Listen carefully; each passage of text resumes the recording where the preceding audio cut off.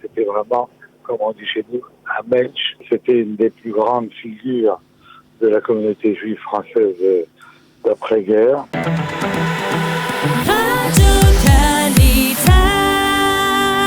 C'est donc avec beaucoup de tristesse que nous avons appris la disparition du professeur Adi Steig. Et pour en parler, nous sommes ce matin avec le président de Qualita, Marc Eisenberg. Marc, bonjour. Bonjour Olivier. Merci d'être avec nous. Je suis avec vous très rapidement parce que je suis sur le chemin de l'aéroport, justement pour rentrer en France. Le professeur Adi Steig s'est éteint hier soir à l'âge de 96 ans. C'était une des plus grandes figures de la communauté juive française d'après-guerre. Il a eu une influence très importante. Il a été président du CRIF et il a été également président pendant près de 30 ans de l'Alliance israélite universelle. Et c'est en ma qualité de président de l'Alliance qui a eu l'honneur de lui succéder en 2011 que je me rends à Paris où son enterrement aura lieu demain. Alors évidemment, on aura l'occasion de reparler en détail de sa vie et de ses responsabilités et de son activité. C'était un grand professeur de médecine, un grand urologue.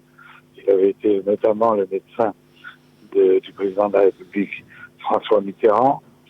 Et dans ses très nombreuses activités juives, il a également participé de façon très importante à la création de la Fondation pour la mémoire de la Shoah, qui a accompli une œuvre très importante en France et qui est devenue une des principales ressources financières pour aider les projets pour la communauté juive française.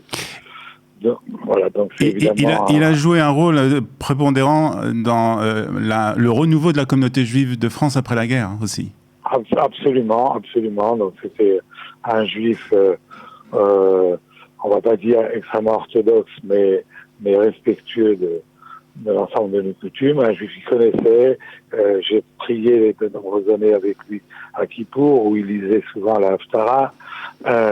Et effectivement, ça a été un élève de la première promotion de l'école Maïmonide à Boulogne. Et c'est là où il a appris il a conforté ses bases en judaïsme, et c'était quelqu'un qui avait un charisme incroyable, un homme de petite taille, mais que tout le monde écoutait, qui faisait des discours énergiques et magnifiques, et encore une fois, qui a occupé toutes les plus grandes fonctions au sein de la communauté, et qui a aidé, après la guerre, aux judaïsmes français de se réveiller. Donc c'est avec beaucoup de tristesse qu'on a appris cette disparition, et évidemment, on a une pensée émue pour ses enfants. Il a 2 garçons, Jean-Michel qui est un banquier très remarquable, et Gabriel qui a suivi dans la voie de son père, qui est un grand cardiologue, chef de service à l'hôpital de Bichat, et très proche d'Israël, où il se rend extrêmement souvent. Donc on pense à toute sa famille, et encore une fois, on reviendra sur cette carrière extraordinaire. Adi Steig, c'était vraiment, comme on dit chez nous, un mensch, un ashkenaz au milieu de cette institution plutôt séparate et marocaine qu'est l'Alliance. L'Alliance israélite. Qui a réussi à la développer pendant des années.